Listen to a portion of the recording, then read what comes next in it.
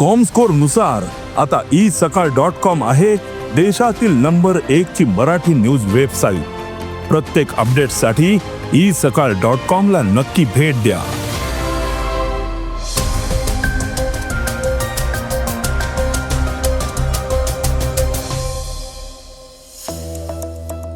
America Iran मसुदा सामंजस्य करारात विशेष काय? नेरळ अमन लॉन्च दरम्यान टॉय ट्रेन धावणार नाही। भविष्यात इथेनॉल पेट्रोलची जागा घेईल का? मेट्रो 3 मधून विस्थापित झालेल्या राजकीय पक्षांच्या कार्यालयाचं भाडं राज्य सरकार देणार आहे। तर अन्न आणि औषध प्रशासनानं 8 अन्न कंपन्यांना नोटिसेस बजावले आहेत। श्रीलंकेत वैभव सूर्यवंशीला काय झालं? तर भीतीमुळे बॉबी देओल घरातच अडकून पडला होता। या बातम्या आपण आजच्या पॉडकास्टमध्ये ऐकणार आहोत। नमस्कार, मी गौरी कुबेर। आज 15 जून वार सोमवार। तुम्ही ऐकत आहात देशातील number 1 Marathi news website isakal.com चं पॉडकास्ट। पॉडकास्टची पहिली बातमी इराण आणि अमेरिका युद्धाची। इराण आणि अमेरिका यांच्यातील एका मसुदा सामंजस्य करारानुसार अंतिम करार होईपर्यंत इराणवर कोणतेही नवीन निर्बंध न लादण्यास अमेरिका सहमत झालेली आहे। एका वरिष्ठ इराणी अधिकाऱ्याच्या मते अंतिम करार होईपर्यंत अणुस्थिती ही जैसे थे ठेवण्यास इराण सहमत झालेला आहे, ज्यामध्ये युरेनियम संवर्धन किंवा अणुसुविधांच्या विस्ताराचा समावेश नाहीये। मसुदा सामंजस्य कराराअंतर्गत अमेरिकेनं इराणची 25 अब्ज डॉलर्सची गोठवलेली मालमत्ता सोडवण्यास सहमती दर्शवली आहे, ज्यामध्ये थेट रोख हस्तांतरण, प्रादेशिक देशांमधील सहकार्य आणि आर्थिक पत पुरवठा यांचा समावेश आहे। मसुदा सामंजस्य करारानुसार इराण सर्व व्यापारी जहाजांसाठी हॉर्मुझची सामुद्रधुनी तात्काळ पुन्हा खाली करेल, तर अमेरिका नौदल नाकेबंदी उठवेल। इतकंच नाही तर अमेरिका काही कालावधीसाठी इराणवरील तेल निर्बंध उठवेल, ज्यामुळे इराणला तेल विकून महसूल मिळवता येईल। या व्यतिरिक्त इराणनं एका मसुदा सामंजस्य करारामध्ये सहमती दर्शवली आहे की तेहरान इराणमधील आपला अतिरिक्त संवर्धित युरेनियमचा साठा कमी करेल। या यंत्रणेवर पुढल्या 60 दिवसात चर्चा केली जाणार आहे। पॉडकास्टची दुसरी बातमी ऐकूयात माथेरान आणि अमन लॉज शटल सेवेची। मध्य रेल्वेनं नेरळ माथेरान नॅरो गेज मार्गावरील नेरळ अमन लॉज विभागातील नियमित प्रवासी सेवा पावसाळ्यात 15 जून ते 15 ऑक्टोबर 2026 या कालावधीत स्थगित करण्याचा निर्णय घेतलाय। पर्यटक आणि प्रवाशांच्या सोयीसाठी या कालावधीत माथेरान आणि अमन लॉज दरम्यान शटल सेवा चालवली जाणार आहे। ही सेवा दररोज उपलब्ध असेल, तसंच शनिवार आणि रविवारी अतिरिक्त विशेष फेऱ्या होतील। सर्व शटल सेवा 3 द्वितीय श्रेणींचे डबे, 1 प्रथम श्रेणीचा डबा आणि 2 द्वितीय श्रेणीसह समान व्हॅनसह चालवल्या जातील। माथेरान ते अमन लॉज दरम्यान सकाळी 8:20 ते संध्याकाळी 5:20 या वेळेत दररोज 6 शटल सेवा चालतील। अमन लॉज ते माथेरान दरम्यान 6 नियमित सेवा देखील चालवल्या जातील। पॉडकास्टची तिसरी बातमी ऐकूयात इथेनॉलची। भविष्यात इथेनॉल भारताच्या वाहतूक ऊर्जा प्रणालीचा एक मजबूत कणा बनू शकतो। या अहवालानुसार भारतानं पेट्रोलमध्ये 20% इथेनॉल मिश्रणाचं लक्ष्य साध्य केलंय। आता देशानं E85 आणि E100 यांसारख्या उच्च इथेनॉल मिश्रित इंधनांकडे वाटचाल केली पाहिजे। बियॉन्ड E20 या अहवालात असं म्हटलेलं आहे की इथेनॉलकडे केवळ एक मिश्रित इंधन म्हणून नाही, तर ऊर्जा सुरक्षेचं एक महत्त्वाचं साधन म्हणून पाहिलं पाहिजे। भारत आपल्या ऊर्जेच्या गरजांचा मोठा भाग आयात केलेल्या कच्च्या तेलातून भागवतो, त्यामुळे आंतरराष्ट्रीय तेलाच्या किमतीत चढ उतार किंवा भूराजकीय तणावाचा देशाच्या आर्थिक व्यवस्थेवर थेट परिणाम होतो।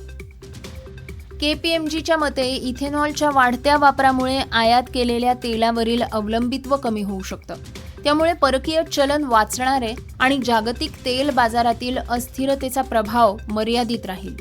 रशिया युक्रेन युद्ध आणि पश्चिम आशियातील तणावासारख्या परिस्थितीमुळे पर्यायी इंधनांची गरज आणखी वाढली आहे। भारतानं गेल्या काही वर्षात इथेनॉल उत्पादन आणि वितरणात लक्षणीय प्रगती केली आहे। सरकारच्या इथेनॉल मिश्रण कार्यक्रमानं उत्पादन क्षमता आणि पुरवठा जाळ्यांचा विस्तार केलाय। सरकारनं अलीकडेच 22 ते 30% इथेनॉल मिश्रण असलेल्या पेट्रोलवरील उत्पादन शुल्क माफ करण्याचा निर्णय घेतलाय. त्यामुळे जास्त इथेनॉल मिश्रण असलेल्या इंधनांना चालना मिळण्याची अपेक्षा आहे. पॉडकास्टची चौथी बातमी विस्थापित झालेल्या 7 राजकीय कार्यालयांची. मेट्रो 3 प्रकल्पामुळे विस्थापित झालेल्या 7 राजकीय कार्यालयांसह एकूण 27 कार्यालयांचं भाडं राज्य सरकार आता आपल्या तिजोरीतून देणार आहे. मुंबई मेट्रो रेल कॉर्पोरेशन लिमिटेडनं 1 एप्रिलपासून भाडं परतावा देणं बंद केल्यानंतर सरकारनं ही जबाबदारी स्वीकारली आहे. नरिमन पॉइंट इथे विधान भवन मेट्रो स्टेशनच्या बांधकामासाठी ही कार्यालयं फ्री प्रेस जर्नल रोडवरल्या बॅरेक्समधून स्थलांतरित करण्यात आली होती. राज्य सरकार आणि MMRCL यांच्यातल्या करारानुसार ही कार्यालयं भाड्याच्या जागेत स्थलांतरित करण्यात आली होती. आतापर्यंत त्याचं भाडं MMRCL भरत होतं. पॉडकास्टची 5वी बातमी भारतीय अन्न सुरक्षा आणि मानक प्राधिकरणाची. देशात खाद्यपदार्थांवरल्या दाव्यांवर कडक देखरेख ठेवली जात असतानाच भारतीय अन्न सुरक्षा आणि मानक प्राधिकरणानं एक महत्त्वपूर्ण कारवाई केली आहे. या नियामक संस्थेनं ग्राहकांची दिशाभूल करणारी ब्रँड नावं, टॅगलाईन आणि उत्पादनांसंबंधीचे दावे वापरल्याबद्दल 8 अन्न कंपन्यांना नोटिसेस बजावलेले आहेत. FSSAIच्या मते यांपैकी काही कंपन्यांचे दावे आणि नावं अन्न सुरक्षा नियमांशी विसंगत आहेत.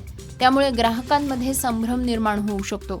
यामध्ये Emami healthy and tasty, health aid, ट्रूव्ही, the healthy factory, healthy master, healthy choice, plan B आणि न्यू हर्ब्स यांसारख्या कंपन्यांचा समावेश आहे. पॉडकास्टची 6वी बातमी क्रीडा क्षेत्रातनं. भारत अ संघच्या श्रीलंकेच्या दौऱ्यावर आलेला आहे, जिथे त्रिकोणीय मालिका आता सुरू आहे. याच त्रिकोणीय मालिकेदरम्यान भारतीय क्रिकेट संघाच्या गटातून एक चिंताजनक बातमी समोर आली आहे. भारत अ संघाचा युवा सनसनाटी फलंदाज वैभव सूर्यवंशी जखमी झालाय. या बातमीमुळे केवळ क्रिकेट चाहत्यांमध्येच नाही तर संघ व्यवस्थापनातही चिंता वाढलेली आहे. दांबुला इथे रंगिरी आंतरराष्ट्रीय स्टेडियमवर भारतीय संघाचे सराव सुरू होते. नेटमध्ये फलंदाजी करत असताना वैभव सूर्यवंशीला अचानक त्रास जाणवू लागला. वेदना आणि त्रासामुळे त्याला फलंदाजीचं सत्र अर्धवट सोडून मैदानही सोडावं लागलं. या अचानक उद्भवलेल्या समस्येमुळे आगामी तिरंगा मालिकेतील सामन्यांसाठी त्याच्या उपलब्धतेवर गंभीर प्रश्नचिन्ह निर्माण झालेलं आहे. पॉडकास्टची शेवटची बातमी ऐकूयात बॉबी देओलची. बॉबी देओलनं एका जुन्या पॉडकास्टमध्ये असा खुलासा केला होता की तो 6वीत असताना त्याच्या एका जवळच्या मित्राचं अपहरण झालं होतं. एका गैरसमजामुळे त्याचा मित्र सुदैवानं अपहरणकर्त्याच्या तावडीतून निसटला. मात्र अपहरणकर्त्यानं त्या अभिनेत्याला त्याच्या शाळेत जाणाऱ्या मुलांबद्दल विचारलं. त्यानं बॉबी देओलचं नावही घेतलं. त्यामुळे बॉबी देओलवर निर्बंध आले. त्या घटनेनंतर माझ्या सुरक्षेच्या चिंतेमुळे माझे वडील मला घराबाहेर पडू देत नव्हते. मी त्या दिवशी शाळेतून घरी आलो आणि त्यानंतर मी घरी सायकलही चालवायला शिकलो. कॉलेजच्या काळातही त्याच्यावर घरी परतण्याचा निर्बंध होताच. जेव्हा माझे मित्र कॉलेजमध्ये हाऊस पार्टी करायचे तेव्हा मी त्यात सहभागी होण्याची परवानगी मला नसायची. मला रात्री 9 वाजेपर्यंत घरी यावं लागायचं, असं त्याने सांगितलंय. हे होतं isakal.comचं पॉडकास्ट, अर्थात सकाळचं पॉडकास्ट. हे पॉडकास्ट तुम्हाला कसं वाटलं आम्हाला नक्की कळवा. याला रेटिंग द्या आणि इतरांना सुद्धा रेकमेंड करा. तर आपण आता उद्या पुन्हा भेटूयात. धन्यवाद. Script and research Vrushal Karmarkar.